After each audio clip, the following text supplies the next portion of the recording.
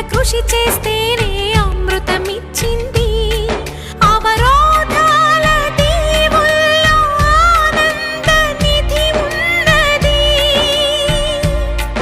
కష్టాల వారధి దాటిన వారికి సొంతమవుతుంది. తెలుసుకుంటే సత్యమిది, తలచుకుంటే సాధ్యమిది. మౌనంగానే ఎదగమని మొక్క నీకు చెబుతుంది.